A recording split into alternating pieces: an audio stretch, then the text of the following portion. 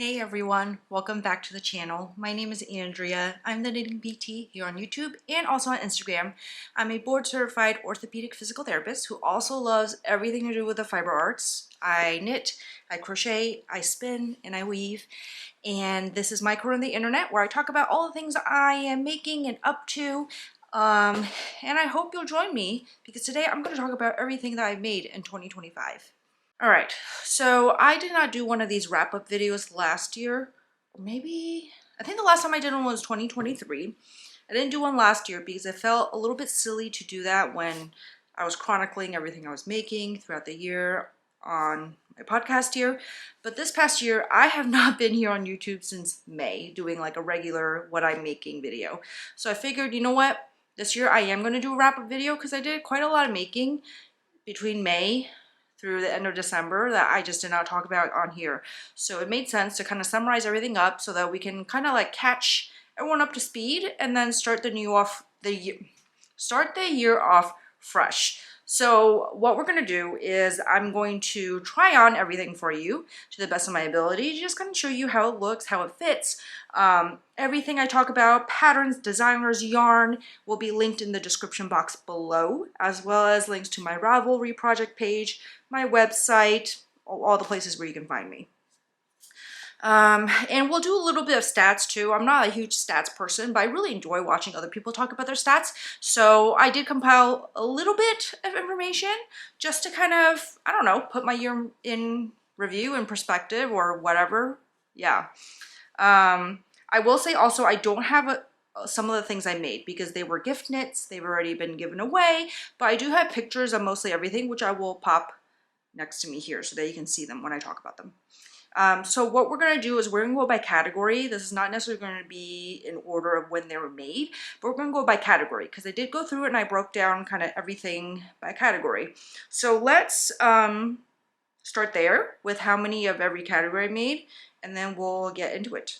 All right, so this year in 2025, I'm looking down my notebook, I made 7 pullovers, 4 cardigans, 7 accessories, that includes hats, gloves, scarves, mitts, 1 vest, 3 tees, and 12 woven scarves.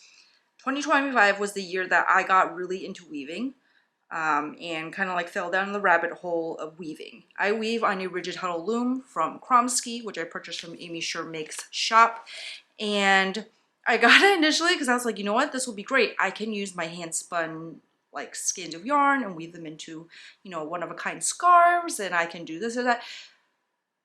Well, let's just suffice to say, a lot of the scarves I wove this year, I did buy yarn for. And part of that was because I had particular visions for them. So yeah, but we'll talk about that when we get to it. If you're interested more in my weaving journey, I did put out a part 1 video of me weaving a series of scarves from Pearl Soho's tutorial, and I do have to make part 2 and put that up as well. So I will go into more detail about the weaving in those videos. So today it will be just mainly me showing you this is what I wove and this is what I made of it, and then we'll move on. Okay.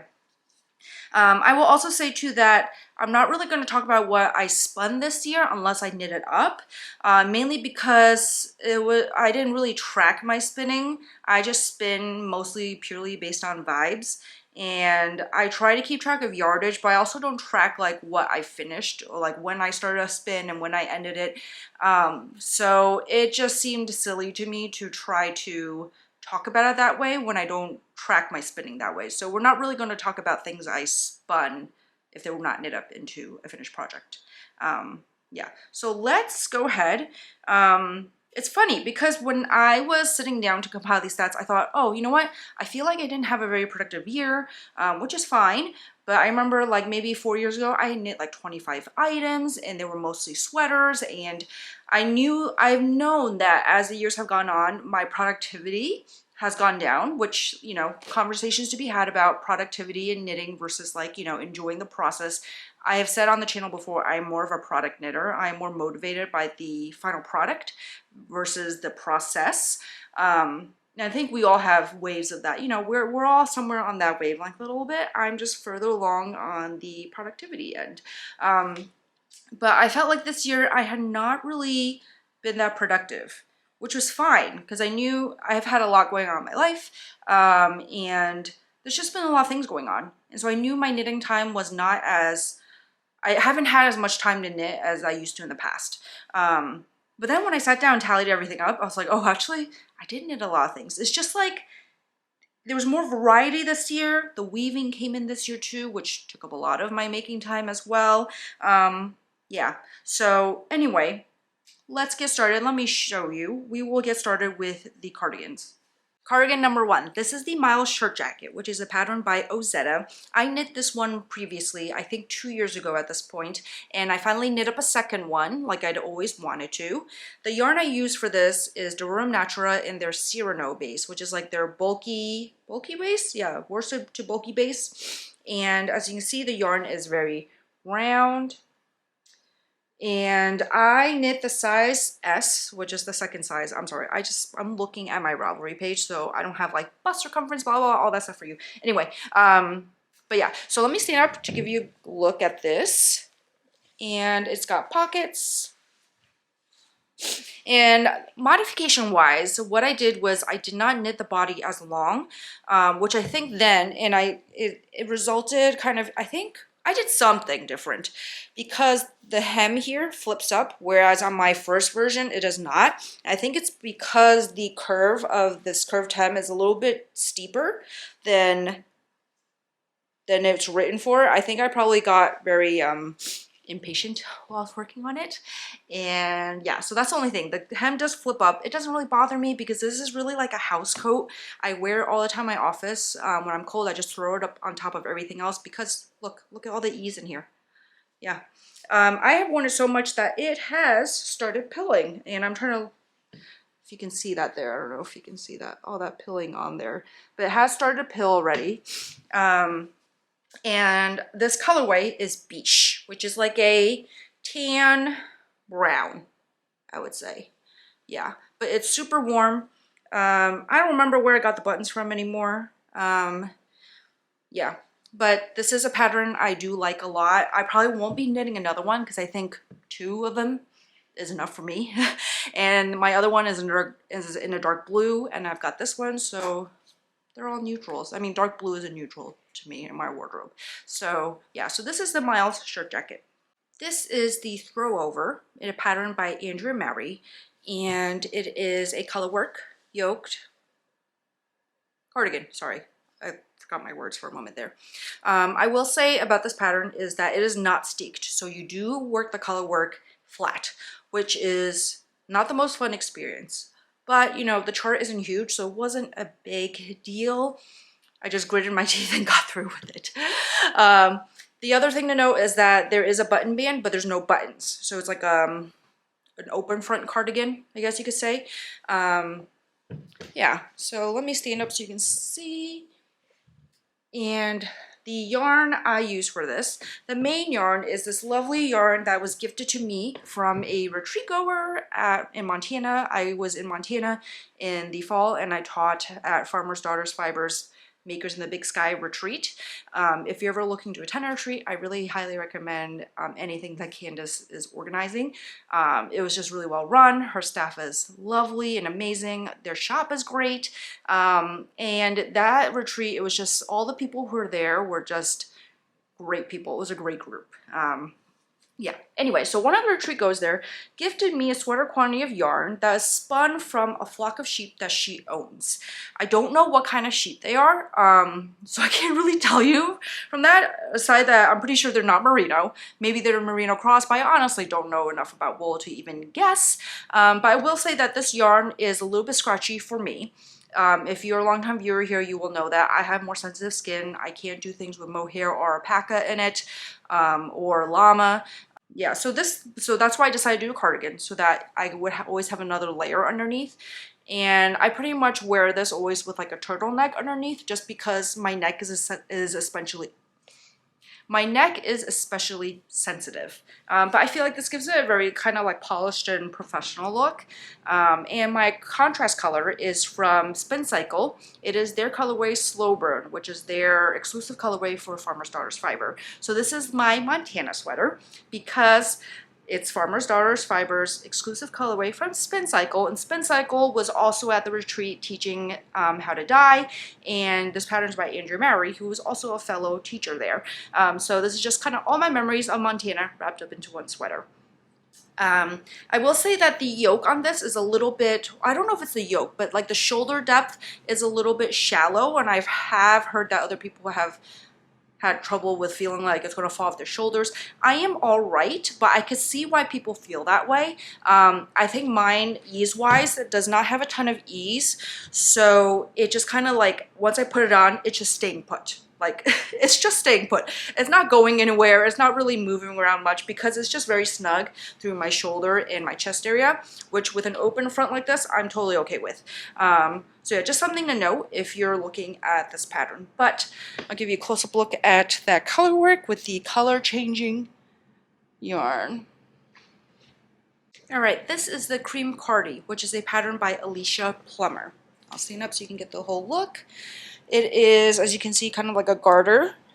Not kind of a garter, it is a garter. It's a garter stitch cardigan. It is knit bottom up, and mine is, you can see, a little bit cropped. Like, this is where my waistline is, and this is where my navel is. So it's a little bit cropped. I usually wear this with like a skirt or with a dress. And the yarn I use for this is from North Bay Fiber and their Elemental Worsted base, which is, I believe, Cormo. Yes, it's 100% Cormo. This is the colorway Acorn, which is discontinued. I bought it when it was on sale because it was basically discontinued.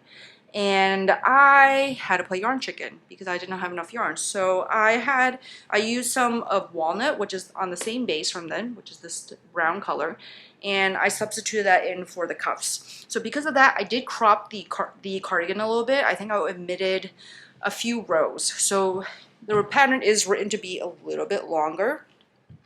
So I did omit a few rows to try to make sure that I only needed to substitute at the cuffs and not like further up the arm. As you can see, I have more bracelet length sleeves for this instead of like full length as well. In terms of fit, I do like it, but I do wish I would add a 5th button here just to close it up a little bit more, because I do feel like I don't love the look of how it opens all the way down here. Yeah, not my favorite look, but it is what it is. If I really feel it, I might try to add a button somehow and close it up, even though I don't have a buttonhole there. Yeah, I don't know, really don't. Or maybe I would just add a permanent kind of like button, because honestly, I don't wear this without the buttons closed, so it really wouldn't matter if the button can't come undone. Yeah. One thing I do like about this is that the shawl collar is worked at the same time as the body, which is really nice because I really hate picking up for button bands. All right, the last cardigan I made this year. This is the Campus Cardigan, which is a pattern by Amy Scher. I test knit this for them in the summer to fall, and it is a set-in sleeve, worked bottom up construction. So you can see that beautiful set-in sleeve. It fits really well, as most of Amy, or most, not all of Amy's patterns really do. And yeah, I worked this up in Harrisville Nightshades, which is the yarn that the pattern is written in, and I did receive a slight discount on the yarn as a tester. And the color I use is called Last Call. So Nightshades is Harrisville. It's kind of like a dark, is it black? It's a dark base color, and then they add like flecks of color laid on that. They add flecks of color laid on top of it. So mine is Last Call, which just says the hint of blue, and really in person, and I think you can see it against my black shirt. It is quite like from far away. It does give an overall very navy-ish color, which is, you know, my color palette. I really like the set-in sleeve. The set-in sleeve just looks really polished. It fits really well. I do want to make another one that's longer. I made the more cropped version. So again, this is where my waist is. My navel is right here. So I do have plans to make another one that's like full hip length, just for like a slouchier, more slouchy academic vibe. Whereas this one is a little bit more like easy to dress up. yeah, the yarn is pretty warm. I do find that it does pill a little bit because I did wear this quite a lot in the fall. I wore it to Rhinebeck. I wore it, I think, multiple days at Rhinebeck because it was really cold one of the days.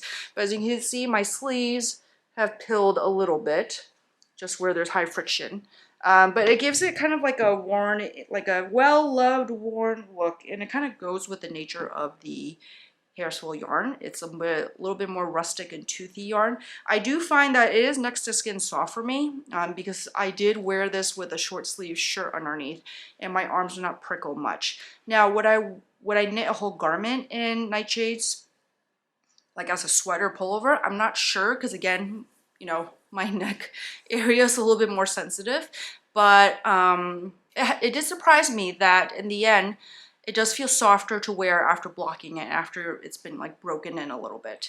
And one thing I have found too is that over the years, as I knit with more different kinds of yarns, or not superwash merino, non-superwash, other what's the word? Breeds of yarn like Cormo, Rambouillet, that my skin sensitivity has toughened a little bit, as in like, you know, things don't have to be like baby soft anymore for me to wear them. But alpaca and mohair is still like quite a hard line, no. Yeah, but in terms of other wools, I am finding that I'm able to tolerate like scratchier wools, which is nice because it is fun to knit with different kinds of wools, not just superwash merino. And it just opens up a whole avenue and a whole world of different yarns to try out. All right, on to pullovers. This is the drum dress, but I modified it to be a tunic because I got tired of knitting on it. But let me stand up and kind of show you the full length that goes down kind of just to halfway down my butt. And I did knit like a little of a split hem here just so that it didn't like cling around my hips or anything like that. It is knit at Woolfolk flat base, which is their boucle DK weight base. I was gifted the yarn and the pattern as part of a knit along with Woolfolk. It took me a very long time to finish it because, again, it's all in boucle and it was a dress. But you can see it has this kind of like turtleneck-ish, but like a light turtleneck neck. And it has a drop sleeve that is a kind of elbow length as well, which is how it's written. And it's got pockets, which are knit out of a different base of theirs. It's a DK base. I think it's called Tind, T-Y-N-D. This is a colorway number 22, which is a light tan, a light brown, basically. And now that I'm wearing this, it's super comfy. I don't tend to wear it a lot because the pockets look kind of strange with the way they're in. It might be it's probably a me thing in terms of construction and why they sit like that. Also probably because I did alter the body to not be so long, so maybe the weight of the fabric does not pull it down enough, so the pockets are not like sitting out like that. But it's actually a very comfy pattern to wear. I will wear it sometimes at home just to bum around the house a little bit. My daughter might be taking it though. This past year, my daughter has really appreciated knitwear a lot, which is really amazing. She was gifted a bunch of knits from a few of my friends who have sweaters that don't fit them anymore, or just, you know, wanted to give them new homes, so she has a bunch of those. She has a bunch of sweaters I've knit her, and she also has taken a bunch of my sweaters that maybe I don't love the fit of anymore, or that I'm just realizing just don't work out well for my wardrobe. Like either the sleeves are just way too short, or the body's too cropped, or they're just sweaters that I'm like, you know what, I'm really not reaching for them at all. And if they don't look ridiculously huge on her, she takes them. So she is eyeing this one, and on her, this would actually be a dress. So we'll see. This might end up ending in her wardrobe. All right, this next sweater is the Study Session Sweater by Samantha Guerin. It is a V-neck, as you can see, with a lace and cable motif that comes down the end of each shoulder and comes down the middle. The back is plain. I couldn't remember. That's why I turned around. And this is knit in Explorer Knits on the DK base in the colorway Rain Shadow. The sweater is written for sport weight yarn, but Explorer Knits DK, the Rockies DK base, I find is like a heavy sport light DK. So I got gauge and it works out great. The only thing I modified from the pattern is that the neckline can be knit so that either it is double folded, or I knit it single folded because I thought I was going to be playing yarn chicken. I did not play yarn chicken. I had plenty left, but I haven't gone back to fix it. And honestly, I kind of like the way it looks like this anyway. Yeah, but yeah, this is another super well-fitting sweater from Sam. It is a drop shoulder, and I like that drop shoulder is not like super, doesn't fall super down deep. And yeah, all right, another sweater from Sam. This is the Heritage Harbor Pullover, and this is knit in Woolberry Fiber Co. on the Rambouillet DK base. I was given this yarn as a preview knit, and oh god, the sun's coming in. I was given this yarn as a preview knit, and the colorway are, this one I believe is sweater something. Hold on, I will look it up. The brown I know is Bare Bum, and the gray is Sweatshirt. I was close. The Rambouillet base I really love from Woolberry. It is very kind of round, and it knits up beautifully with great stitch definition. You can see the textured stitches right there. And it blocks out so soft, so soft. Like this is super comfy. It is another drop shoulder design. It is knit top down. No notes, I love it. I definitely knit the sleeves to full length because I really wanted that cozy feeling, especially with the folded neckband and just like the look of it. Yeah, another great pattern. This is the Moonflower Pullover. This is by Sari Nordland, and the yarn I use for this is from Camilla Fiber Company in the Serene Aran base in the colorway Midnight. And if you're watching this and you're like, that looks familiar, it's because I've been working on this for 2 years. It took me a long time. I have come to realize that I work very slowly on cabled patterns, and that's okay. It's just kind of how it is. I have a harder time remembering cabled charts than I do like lace charts or colorwork charts, honestly.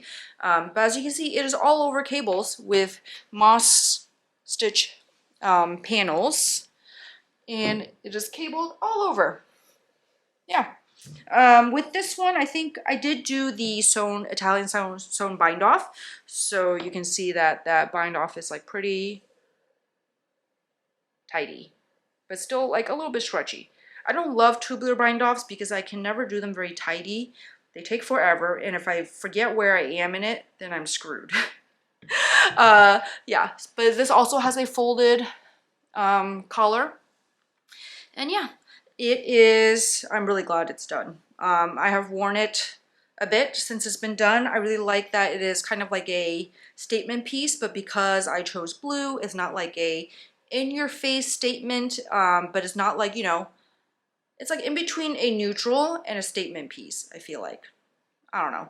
I don't really know what I'm saying, except just that I really like it. I really like this Aran base from Camellia Fiber Company as well. It's super round yarn, great for stitch definition and texture, as you can see. Next up, this is the Rib Wave by Joanna Eng. And it has kind of like a ribbed collar here, and then a slight wavy, is it a cable? Yeah, kind of like a cable in wavy stitch definition that comes down in the middle. And it's also echoed on the back, just on the sides. And then the sleeve detail, which is my favorite, this cable goes down the middle and then it opens up at the end. Yeah. I'm sorry, the light is like kind of shifting a lot, but we're going ahead because if I stop, we will not get back to it. Anyway, so yeah. I really love the sweater. The only note I have about it is that it did not turn out as oversized as I wanted to.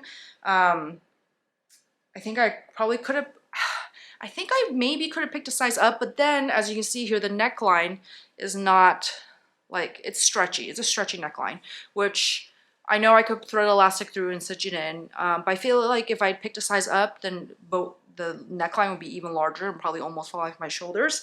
I also don't know, maybe I just didn't block as aggressively to really like fan out the sleeves, because honestly the sleeves in the sample photos are like bigger, which this is all right. Like, you know, it's not going to get in my way of anything, but it's just not as oversized of a look as I thought it would be. The yarn I used for this, I held two together. I held less traveled yarn in the colorway Frida, which is the kind of minty, icy mint color. And I held it with Chain Fiber Veronita in the colorway Pistachio. And Veronita is their cashmere fuzzy lace weight base, so it kind of substitutes in for like mohair and Surrey alpaca. So together they make this really pretty minty green colorway.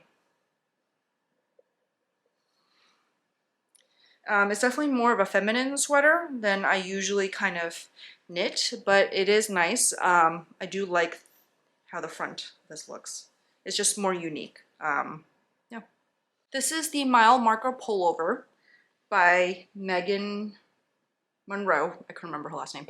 I test knit this for her in the spring-ish, sometime like that. And this is knit all in boucle yarn as well. And I reused what I had left over from my drum dress from Woolfolk yarn in the brown.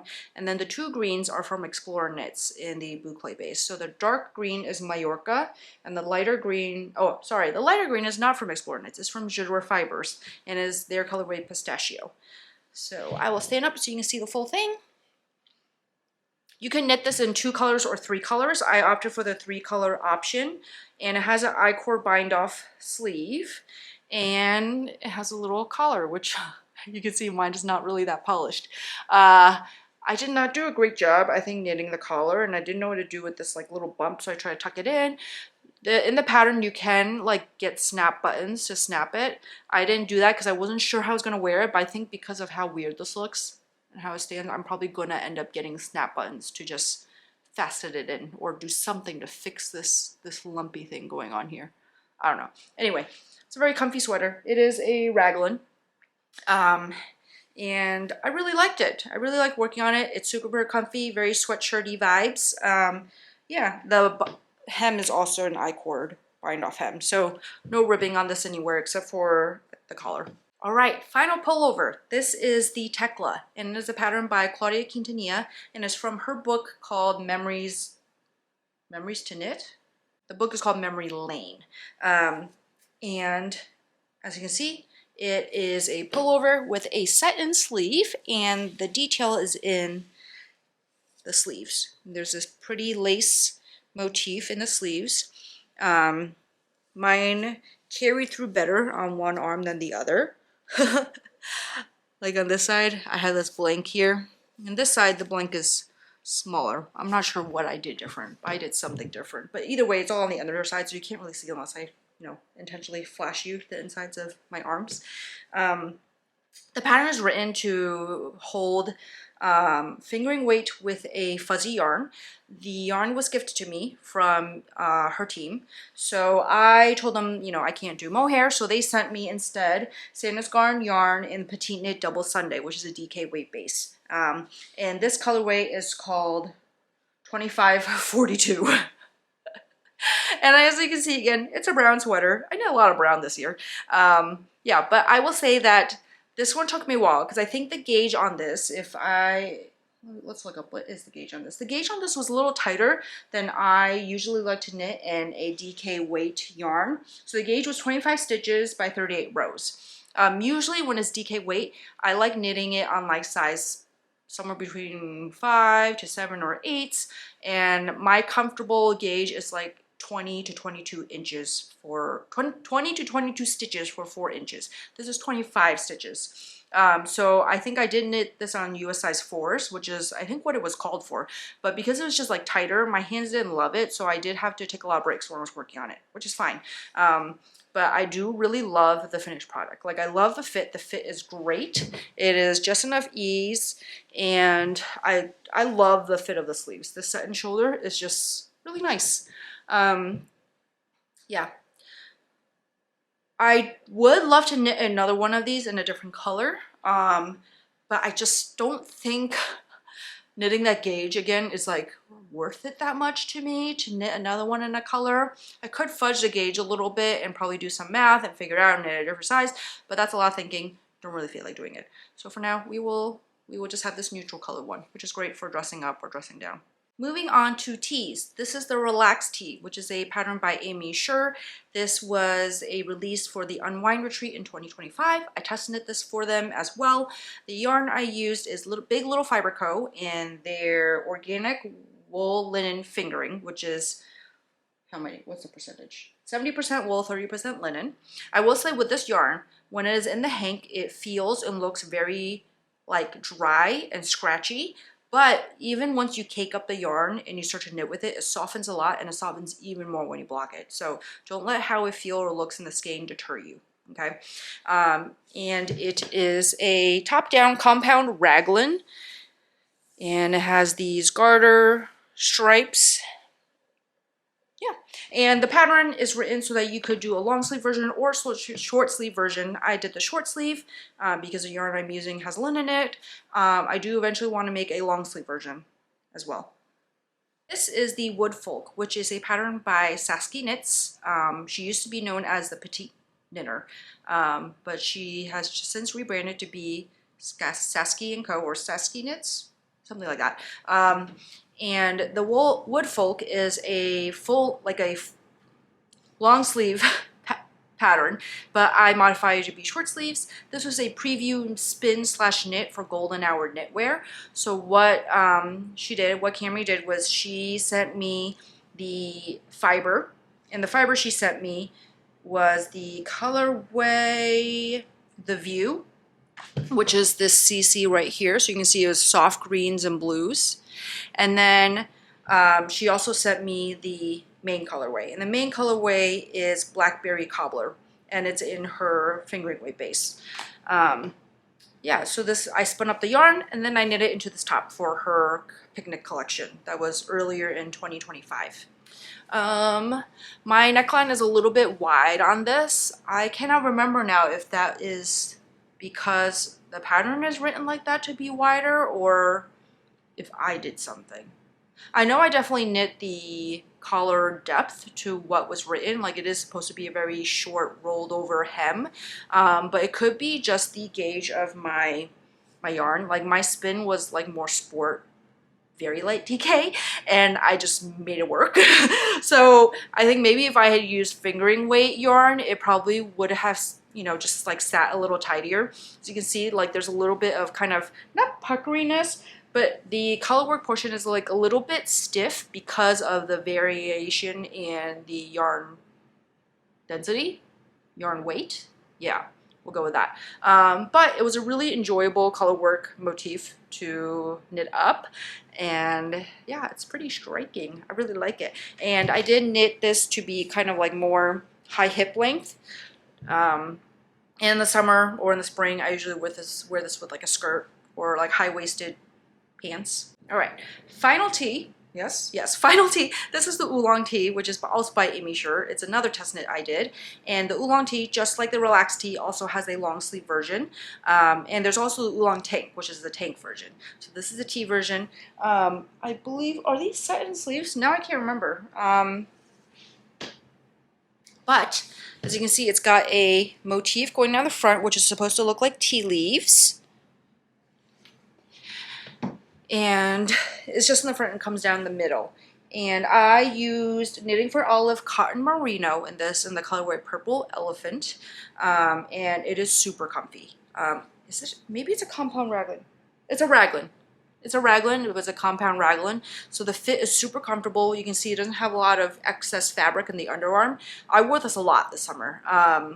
It's just super comfortable to throw on and to like feel casual without looking casual because of the lace in the front.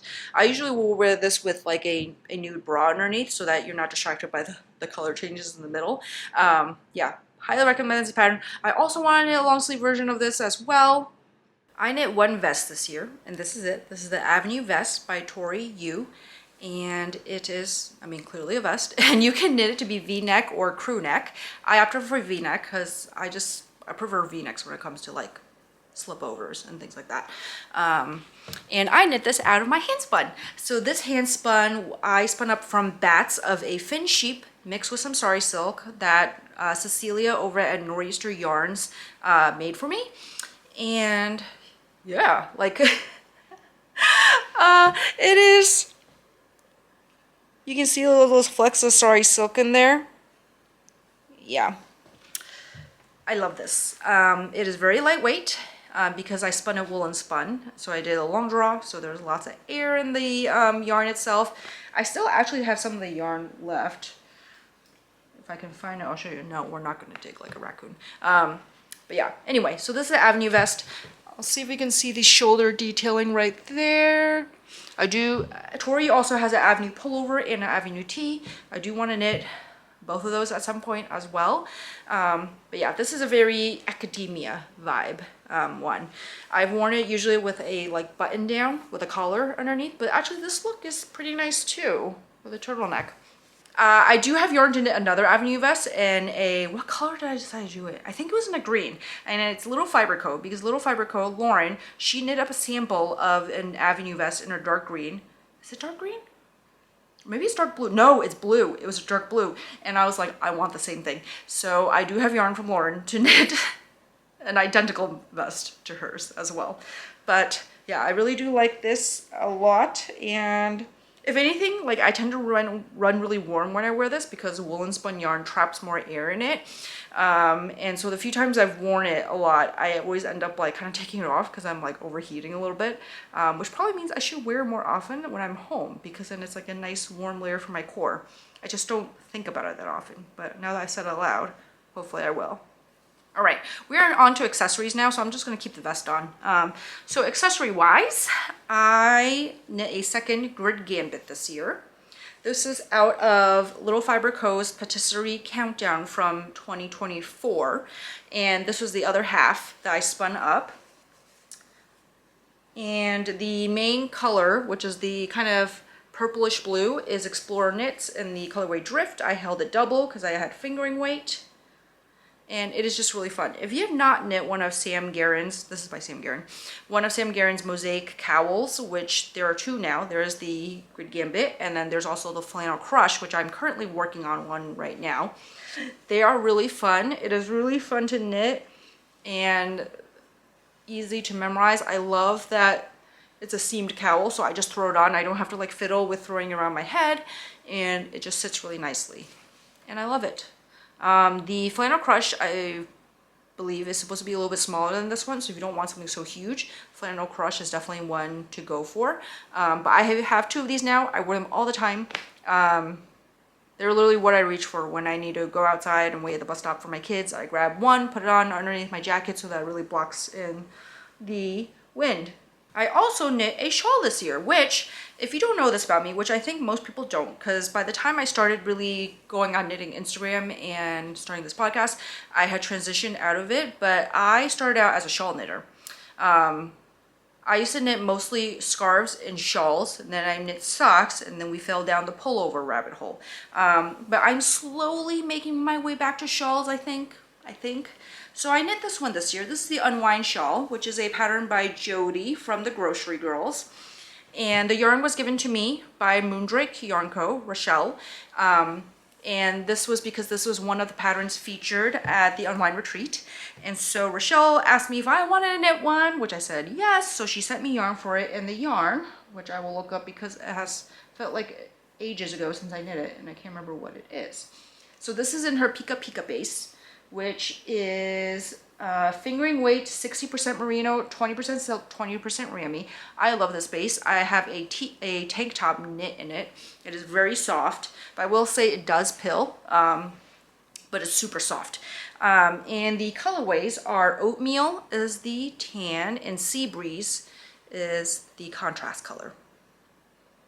So this shawl is super fun. You can see it's got eyelets and stripes and then a ribbed border, and I usually kind of just wrap it around more like this. I like this size shawl because it's big enough to really wrap around and keep me warm, but not so huge that it like feels like it's gonna fall off my shoulder if I don't fasten it or anything.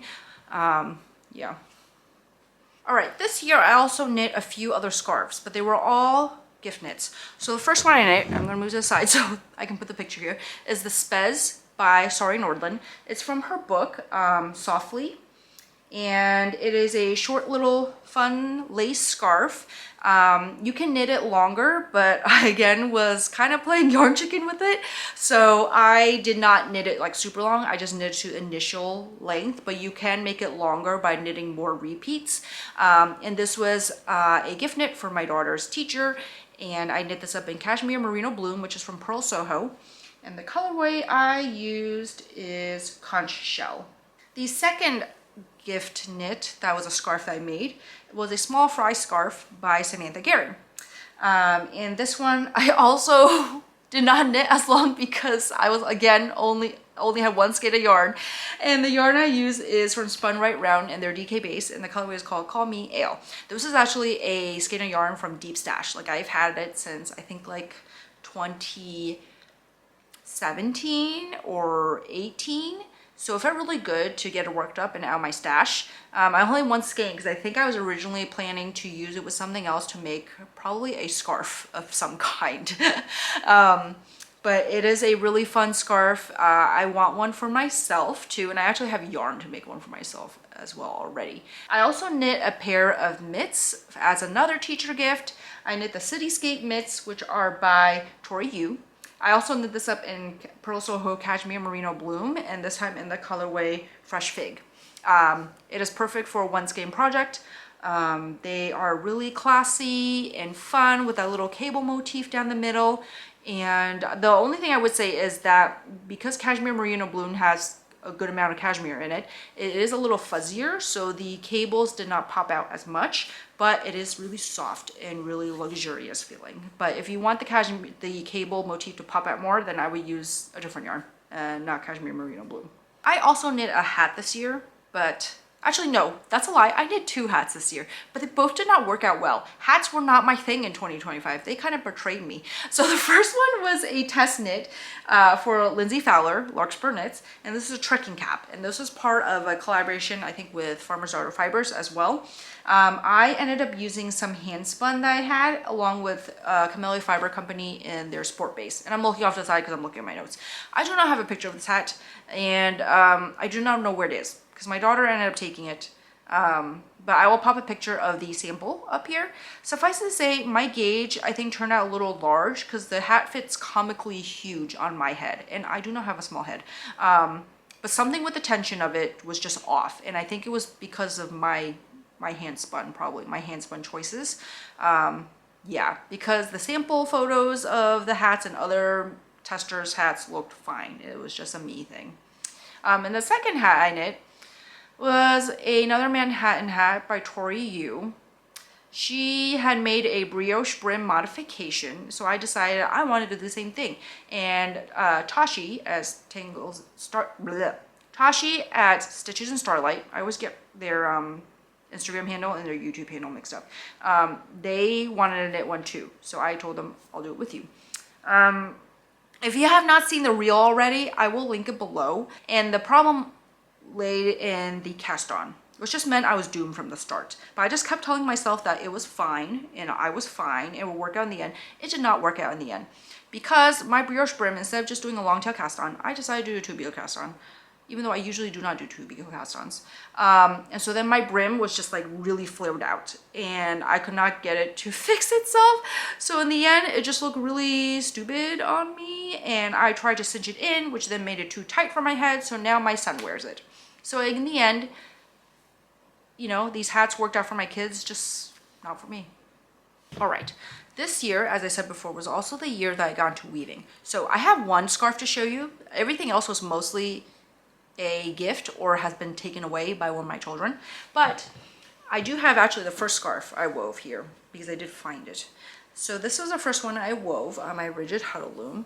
This uses Jador Fibers, Gudetama is a yellow, and my weft, which I believe I'm using the right terms, which is the thing that the yarn that goes side to side, is hand spun, that I spun from Hello Lavender. And yeah, can you see how fun that is? That is why weaving was so addictive for me this year. It was just like a whole different way to play with color, a different rhythm. Now I will say, the biggest barrier to weaving to me is the setup, because you have to do a little bit of math, which honestly, I kind of fudge it a little still anyway, but you do have to like pre-plan what you want your warp to be, which is everything that goes lengthwise. Okay, so you do have to pre-plan that, and then it does take me like a solid 2 hours to warp my loom. So you have to have a good amount of chunk of time set aside for that as well. So, but once you've got everything on your loom and secured and everything, then it's just like easy going. Then you just get to weaving, and it is really fun, really addictive, really mindless in a way. So that was why kind of weaving, I think, became such an obsession for me. I wove a lot between like May through December, basically. I wove 12 scarves this year, which is crazy nuts. So I did this. The second one I did was this blue kind of peachy number. This one was a little short. I had some mishaps about it, which I talked about in one of my project videos last year. And then I got in my head that I could do some gift weaving, and I decided to do 6 scarves for my family. But I can show you 2 of the scarves because 2 of them have not been sent off yet. And here are 2 of them. They are pretty big and long, actually. Like, look at that. So there's enough length to loop around the neck twice, like that. Yeah. And they are fingering weights, so they are very soft. They softened up a lot after I washed them as well. So I made 6 of those, which I will show their photos on here. And I also made 4 other scarves out of Pearl Soho's knitting yarn, which is DK weight. And they were loosely based off of, things falling over. They were based off of a new album that came out this year from one of my favorite bands, The Rose. I was just really inspired by the artwork on their album cover. So I took those colors and I wove 4 scarves out of them and sent them off to them. Did they get them? I don't know. All right, I believe that is everything that I have to show you. I don't think I've ever talked this. That's a lie. It might be a lie. This just feels like a very long video to me. My battery actually ran out halfway through and I had to replace it. That rarely happens to me because usually I'm very usually I just am very to the point. I don't natter on for a very long time. Yeah, but it feels like I've been talking for a very long time about everything I made this year. But let's go over a few like other stats at the end, really just like 2 pieces of stats. So first off is I counted up how many of my finished objects this year used hand spun, and I include all knitting and weaving projects in this as well. So out of the 12, 15, 16, 34 finished objects I had, which includes 12 scarves in there as well. Out of the 34 finished objects I had, 7 of them used hand spun, which is divided by 3, like a fifth, like about a fifth of them, which is, I think, actually not bad because I only started knitting my hand spun last year because I only started spinning last year or the year before that anyway. But feels good to know that I am using my hand spun and not just like accumulating more yarn. And then in terms of designers, the designer that I knit from the most this year was Sam Guerin. I knit 4 of her patterns. And then runners up were Amy Sure Makes and Tori Yu, of which I each knit 3 patterns from them. And then Sorry Nordland, I knit 2 patterns, and Andrew Mary 1 pattern. All the other ones were like one-offs as well. Yeah, so this kind of rings true to me because Amy Sure, Sam Guerin, Tori Yu are like my top 3 favorite designers to test knit for and to knit from. I always love how their patterns fit me. I love the details and designs and aesthetics, and they're all like kind of different from each other, but like all kind of like cohesive. They form a cohesive wardrobe for me. So I love that. And I think that next year will probably be more of the same. I am trying to branch out more next year in terms of like what kinds of yarns I use, which I did not tally that up because actually this year I don't think that there was really one yarn dyer or company that I knit a ton from. I actually feel like this year was pretty evenly distributed in terms of what kind of yarns I used, and I definitely want to keep doing that going forward. I have a very substantial stash, so I am trying to use more stash as well, but at the same time still exploring new to me yarns because that's the fun part of it. Anyway, that is it from me for everything I knit in 2025. If you're still watching, thank you for sticking through to this video. I am planning to be back in this space more often. I'm thinking maybe once a month updates is probably what I will aim to do. That feels more doable for me than like every other week, which is the cadence I used to do. But I think I can do once a month updates and talk about everything I'm knitting. In the meantime, I do plan to still continue my Wednesday Whip and Wellness series that I started 3 months ago, I say now, which if you haven't seen, it is just little project updates every week on Wednesdays where I tell you about what I've been working on during the week, and then also show you a stretch or an exercise, just something to help your body feel better. I've been really loving those. Those have been a really fun way to create for me, just kind of restricting how much time I have. And it's just been really fun and re-sparking my creativity. I do have a special announcement coming out soon before the end of the month, so keep your eyes peeled for that as well on all my social media and on my newsletter also. And otherwise, I'd love to hear what your summary of your 2025 making was, or if you have any goals for 2026. I am not setting any goals for 2026. Yeah, I'm just not. I'm just not even gonna do any like blanket things because I feel like I don't want to restrict myself this year. And also this year is going to be kind of different for me in terms of like my business and some other things. There's a lot of exciting things coming up, which I can't talk about yet, but they are coming out soon. And I just don't want to restrict my making when I have all these other things going on. I just want to be able to just go with the flow and kind of do whatever I want when I want. Yeah, but Happy New Year. It is really good to be back here in the space sharing with you all again. And I will talk to you soon. Bye.